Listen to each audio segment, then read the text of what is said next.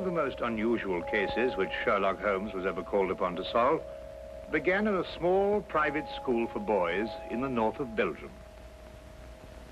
The boys' dormitory at 4 in the morning, lighted by a full moon, looked quiet and peaceful. It would have been difficult to imagine that here began a train of events which filled 4 graves before it was stopped.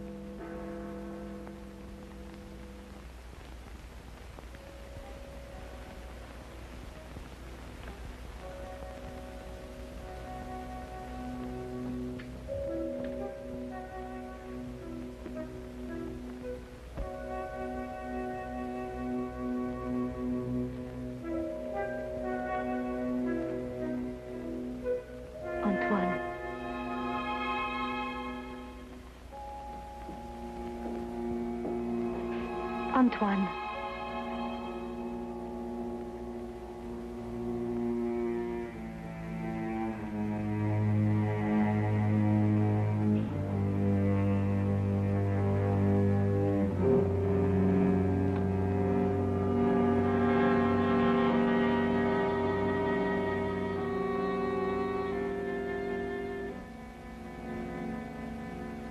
He has gone out. Didn't you try to stop him? I called his name. Either he did not hear or pretended not to. I was afraid to startle him.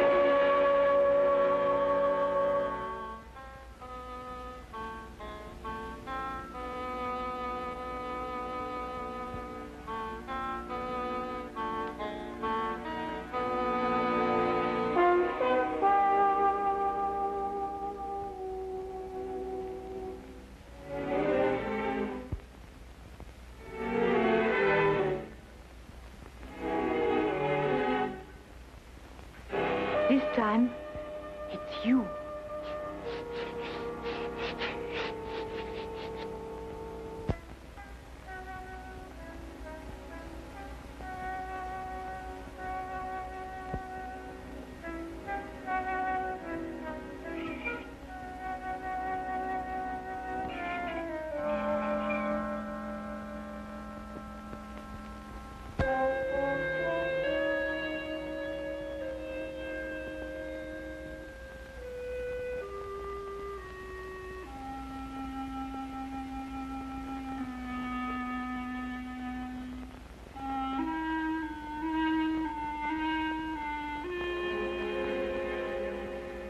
Monsieur Caron, is there nothing wrong?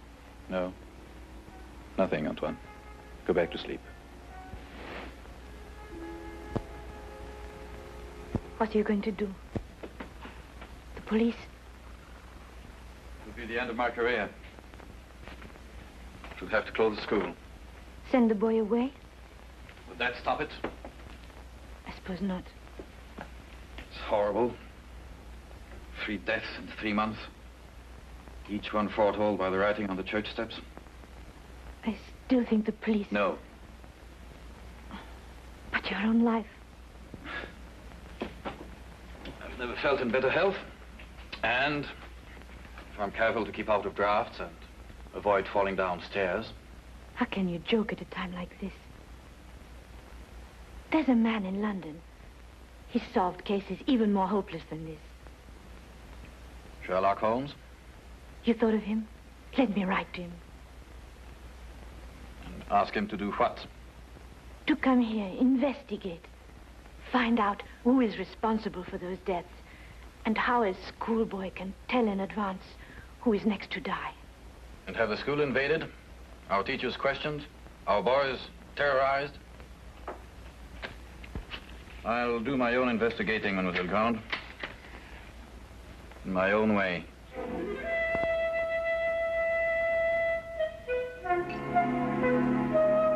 Some weeks later, a letter arrived at Baker Street. Holmes read it over once to himself and then aloud to me. Dear sir, it will be a source of eternal regret to me that I allowed myself to be dissuaded from writing to you sooner, Mr. Holmes. Now Mr. Carolan is dead of natural causes, the doctor says, though I am not sure he isn't mistaken. I pray that you will come to Arno without delay and lend us your assistance in putting an end to these ghastly occurrences. Respectfully yours, Marie Grande. You deduce that the writer of the letter was young? I'll go further than that. I'm prepared to wager that she's madly attractive to boot. Better and better. And on what do you base these interesting conclusions? Wishful thinking, my dear chap, wishful thinking. Then wish no more. She is both young and attractive, with hair the color of autumn honey. Oh, did you read that between the lines? No, this came with the letter. A lovely color, you'll admit, Watson. And from a beautiful young woman at that. Now, come, Holmes. That's neither logical nor factual, and you know it. You aren't the only one privileged to think wishfully, my dear Watson. Bravo. So you're going to take the case? Yes, and if you pack for us both, I'll arrange for tickets. The boat train took us to Dover. By mid-morning the following day, Holmes and I were sitting in the headmaster's study at the Arno School in the presence of Mademoiselle Marie Grande, who was indeed extremely attractive, with hair the exact shade of autumn honey. Then you're quite sure you've told me everything, Mademoiselle Grande? That is only the matter of the old woman, but I don't think it's important. Well, let me be the judge of that, mademoiselle. Her name is Madame Soulet. She's a harmless, feeble-minded woman who sells charms and love philters for the ignorant. Some have called her a witch. I see. And what is her part in this affair? She admits she went to see those whose names were written on the church steps and offered to sell them some charms against the evil omen. That's most interesting. Did any of the other victims purchase these charms? I can only speak for Monsieur Carolin. He did not. And what about the others? Were they persons of wealth? No. Two were quite poor. The third one moderately well off. We have no really wealthy people here in Arno, Mr. Holmes. Except, of course, the Count de Passevant. You know the Count? No, indeed. I only happened to pass a carriage on the way boasting his coat of arms. However, I should like to have a word with this Madame Soulet, if that can be arranged. You have only to go to her house. It's on the edge of town, on the North Road.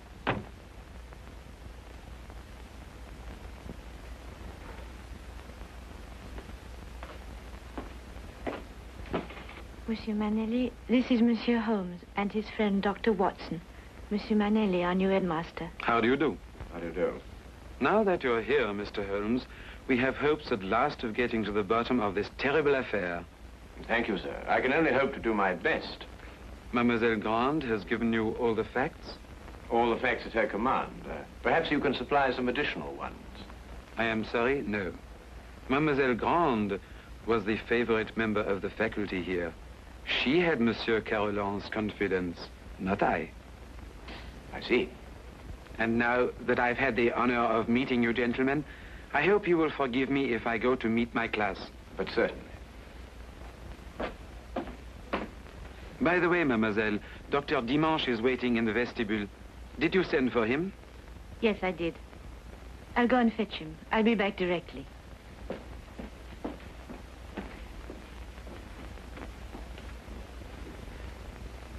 But the boy, Holmes, the boy, you hadn't asked to see the boy. The boy can wait, Watson. Yes, but why? Surely he's the most significant part of it. No, because he did the writing on the church steps. Why, yes. Well, I suppose in that case you'd say that the chalk also had significance. No, that was just an instrument. Precisely, my dear Watson. Precisely.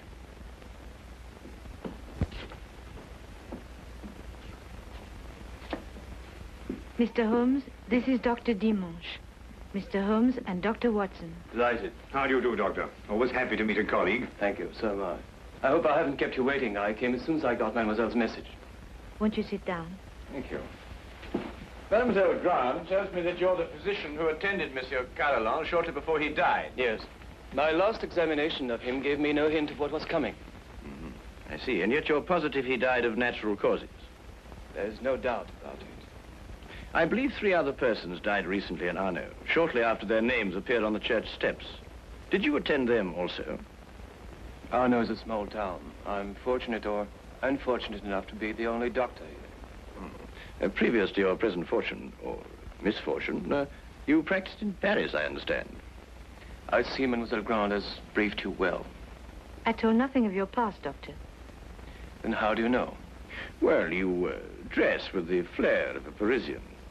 And if you've been living here any length of time, I should imagine you would have acquired a more homespun costume. I might have ordered these from Paris. On the income of a country physician. What do you think, Dr. Watson? Hardly likely, Holmes. Capital, Mr. Holmes. Your powers of deduction have not been overrated. But you didn't ask me here to discuss my clothes or my income. How can I help you? Dr. Dimanche, of what exactly did Monsieur Carolan die? Heart failure. Were you carried out a post-mortem? There's no need. The signs were obvious. I see. And you saw nothing suspicious, either in the case of Monsieur Carolan or of the other victims? Not one thing, Mr. Holmes. That's interesting. Perhaps you'd care to put forward a theory of your own as to the connection between the prophecies and the deaths. I have no theory. The explanation lies either in the most extraordinary combination of coincidences or in some sort of prevision on the part of the boy, Antoine. Do you believe in prevision or telepathy? Years ago, my professor at Salpêtrière did suggest there might be something in it. For myself, I don't know. I neither affirm nor deny. Then I believe you can tell me nothing more for the present, Dr. Dimanche. Don't hesitate to call on me again. No, I must go back to my surgery. I may have a patient waiting. You never can tell. I'll be here early tomorrow afternoon for the monthly examination, mademoiselle.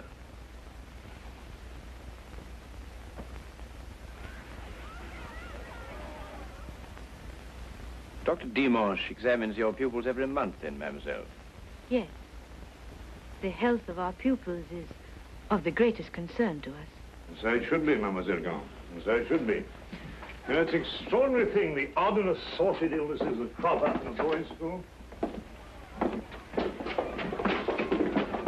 Vous devez être en classe à cette heure au lieu de courir dans les couloirs. Allez maintenant. That is he. So that's the boy who on 4 separate occasions was able to foretell the death of a citizen of Arno. Well, there must be some logical explanation for it. There is, Watson, there is. Holmes, do you know how it was done? Yes, that part was simple. Our main difficulty will come when we try to prevent the 5th murder.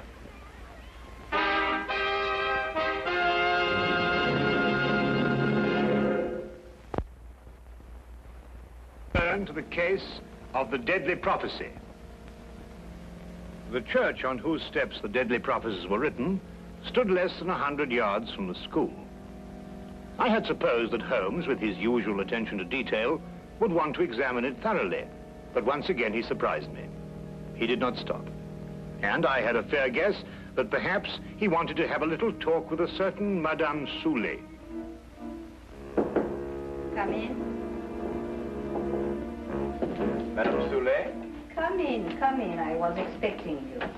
I thought you would be. Sit down. Thank you. Do you know why I've come to see you? For help, naturally. Score one to her, Holmes. Let's call it information. Trifling bits of information such as how came the boy by his deadly prophecies? Whose hand was it made them come true? Suppose we start with a bit even more trifling. You offered charms to the victims. But how did you know who they were before they were struck down? There were no announcements made. If the Englishman will cross my palm with English gold, You'll tell me? I will give the Englishman a filter, warranted to make him see so clearly and think so lucidly that all mysteries will be revealed to him. Each is as potent as the belief of the one who buys and uses it. If those four had bought instead of turning me away, who knows? But they did turn you away. And now all are dead. May I sell you a filter, sir? It will guard you against harm. Come, Watson.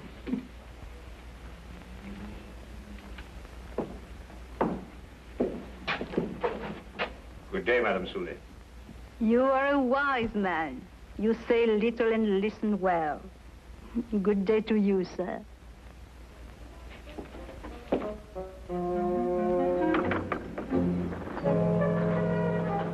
Filters, bosh. We might be living in the Middle Ages. Not the Middle Ages, Watson, merely a small European village. Ah, Count Passivar, I believe. Oui, monsieur.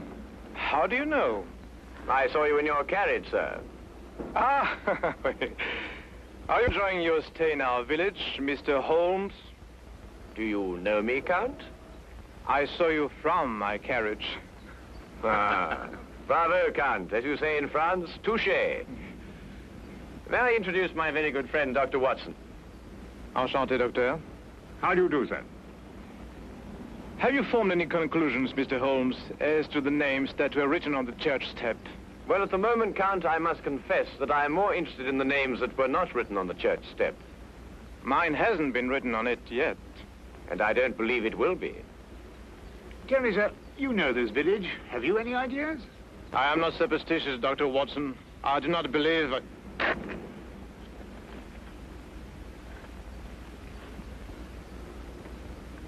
You're not superstitious, Count? Madame Soulet's filter, at least, can do no harm. Good day, monsieur. Good day.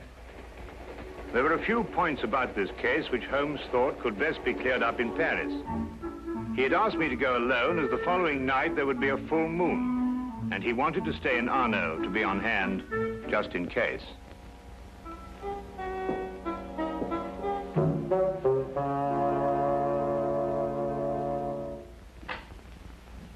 What is it? What's happened? Nothing at all, Antoine. You were walking in your sleep. Now, be a good boy and get back to bed. I can't. There's something I must do. Not tonight. Not tonight, Antoine. Yes, sir.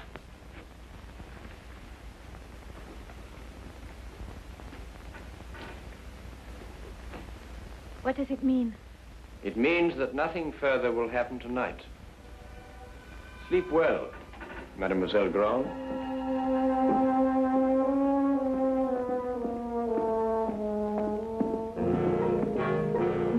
The carriage came to fetch me at the station. Later, I found Holmes at the school. Well, you may go back to your class now, Antoine. Well, Watson, did you have a successful trip? Yes, you were right. Good. Mr. Holmes, was the boy able to tell you anything? No, but his silence was eloquent. Oh, by the way, I should like to have the use of the headmaster's study for a little gathering shortly before midnight. You'll name the murderer? No, he will name himself.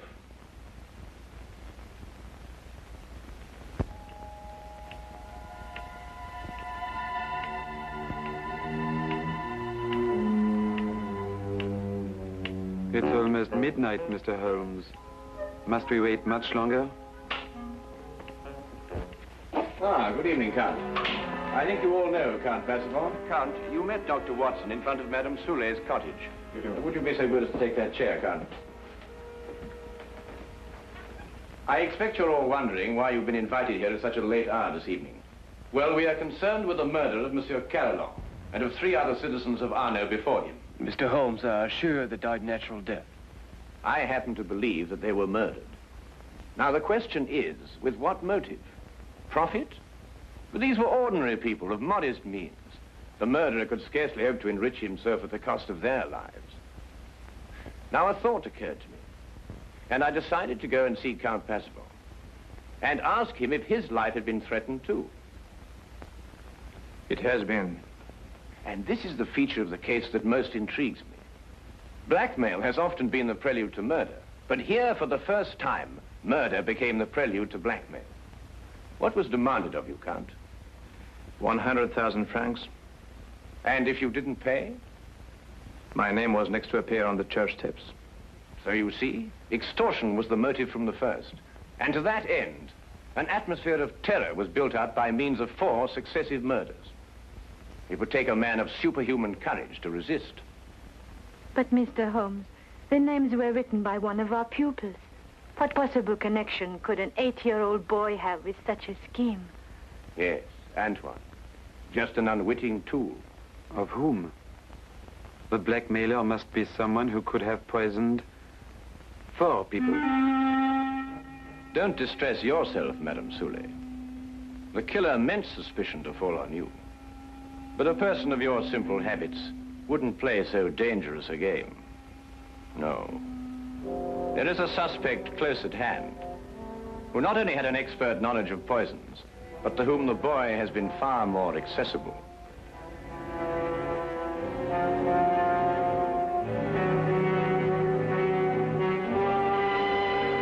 Accessible regularly once a month.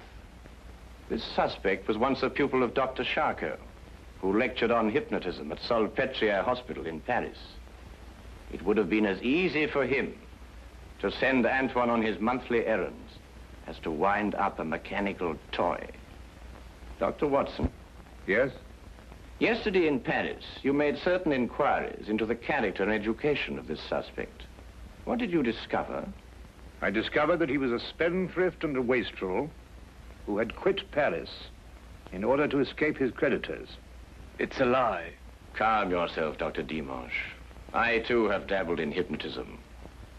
This morning, Antoine and I had a little talk. I suggested that he come down here at midnight and point out the person who instructed him to write on the church steps. The person he was instructed not to remember when out of the hypnotic trance. It lacks but 1 minute to 12 now.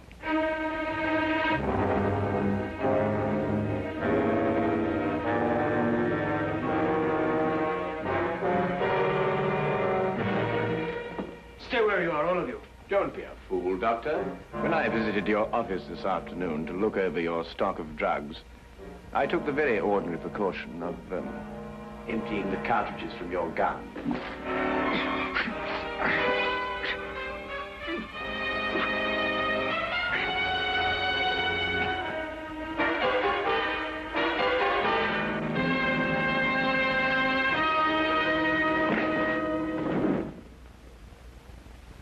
Should we wait for the boy to make the identification, Mr. Holmes? Mademoiselle, Mr. Holmes's deductions are always completely truthful and completely accurate.